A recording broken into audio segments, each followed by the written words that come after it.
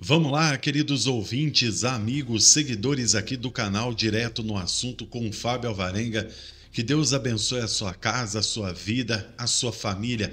Gente, nós temos aqui duas informações, sim, que vão completar em uma. A primeira, finalmente o Hugo Motta decidiu sair do anonimato e falar sobre a anistia do 8 de janeiro. Será que o Motta terá culhão para colocar na mesa a anistia ou vai se acovardar perante a vontade do povo brasileiro?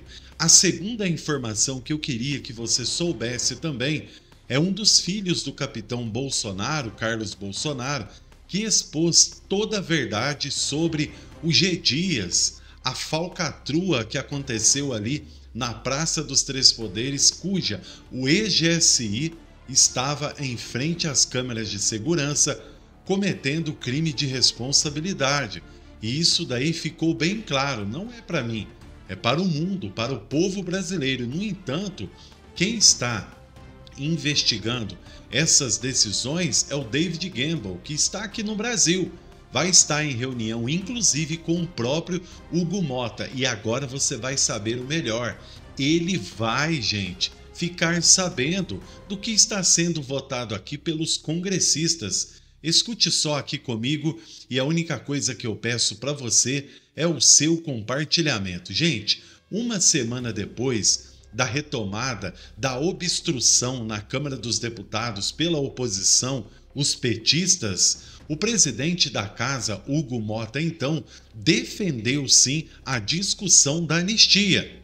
O parlamentar disse existir, sim, algo sobrenatural a respeito daquilo que deve ser revisto como algo não escandaloso. Por que ele diz sobrenatural? Porque é algo espantador às sentenças aplicadas aos patriotas do 8 de janeiro.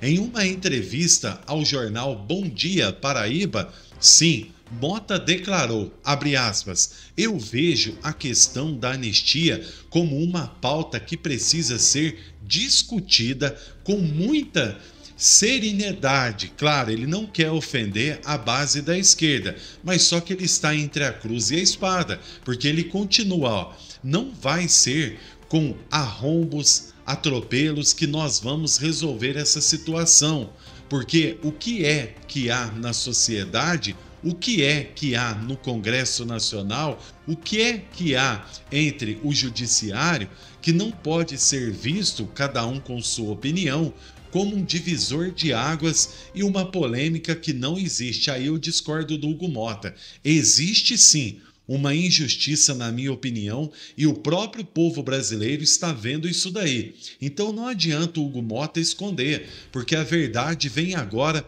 e eu quero que você, por gentileza, escute aí comigo, olha só. Em meio a uma onda de controvérsias políticas e judiciais, o debate sobre anistia aos envolvidos nos episódios de 8 de janeiro de 2023 ganhou força e urgência no Congresso Nacional. O presidente da Câmara dos Deputados, Hugo Motta, ergueu a voz para defender que as penas aplicadas sofreram um excesso de rigor produzido por forças que atuaram de maneira precipitada e sem a devida distinção entre culpados e cidadãos de boa-fé. Essa defesa não significa perdão a criminosos, mas sim a busca por justiça para aqueles que foram arrastados para processos sem provas concretas e condenações fundamentadas em interpretações extremadas. Em um ambiente em que liberdades individuais são constantemente ameaçadas por decisões judiciais impetuosas, Motta propôs uma reflexão profunda sobre o conceito de proporcionalidade penal e a necessidade de corrigir erros históricos. 8 de janeiro de 2023, o dia em que uma multidão indignada invadiu as sedes dos três poderes em Brasília em protesto contra a suposta interferência política nas instituições. A repercussão dos atos levou a prisões sumárias de centenas de manifestantes sem distinção clara entre líderes organizadores e participantes espontâneos. Muitos dos detidos saíram algemados de delegacias sem entender ao certo quais provas pesavam contra eles.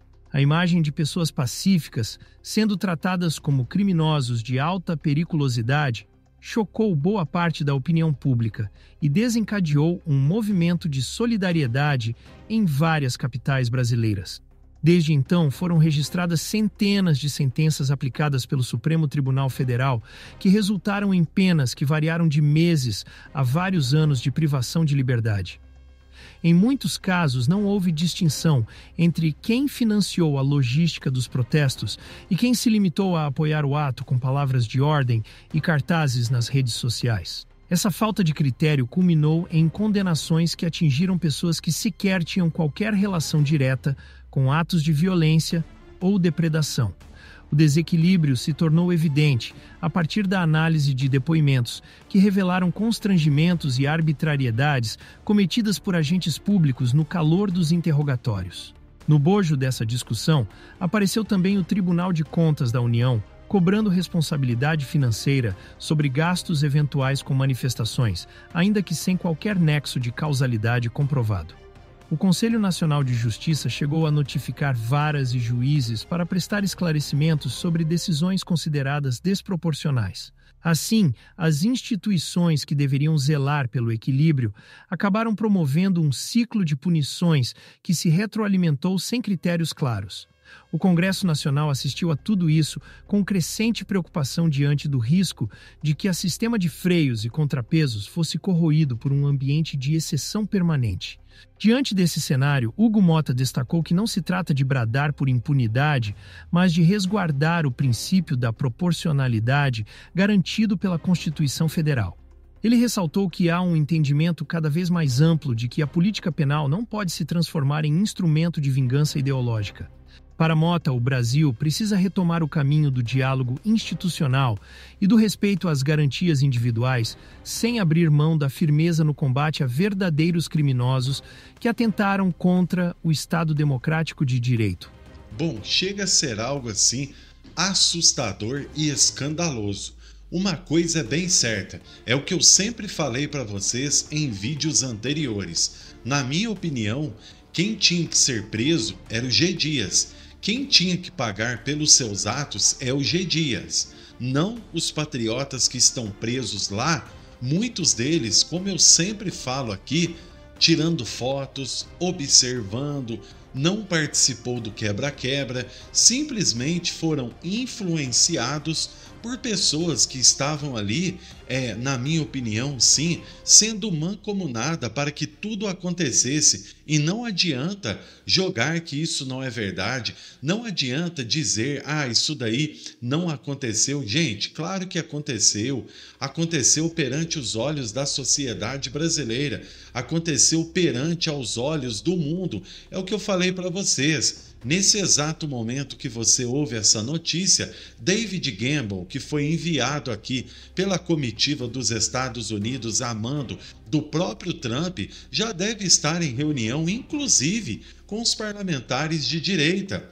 Então, o buraco é mais embaixo do que nós imaginávamos. Coisas ruins precisam serem evitadas, porque no Brasil a injustiça ela não pode imperar. O que precisa ser imperado aqui a respeito de decisões é que o magistrado Moraes coloque o G. Dias na prisão, porque ele é o verdadeiro responsável por tudo o que aconteceu. Você não concorda comigo, meu amigo? Você não concorda comigo, minha amiga? Seguidores aqui do canal Direto no Assunto, tenho certeza que sim. Que Deus abençoe a sua casa, a sua vida, a sua família. Nós vamos trazendo aí no decorrer do dia, novas informações para atualizar vocês. E a única coisa que eu peço, se inscreva no canal, ative o sininho de notificação, porque esse bate-bola aqui de comentários para você entender melhor é para que o canal melhore e as nossas notícias sejam entendidas de uma maneira que possam ser cobradas. Tá bom? Fiquem todos com Deus. Fábio Alvarenga, daqui a pouquinho eu volto aqui com novas informações. Até mais!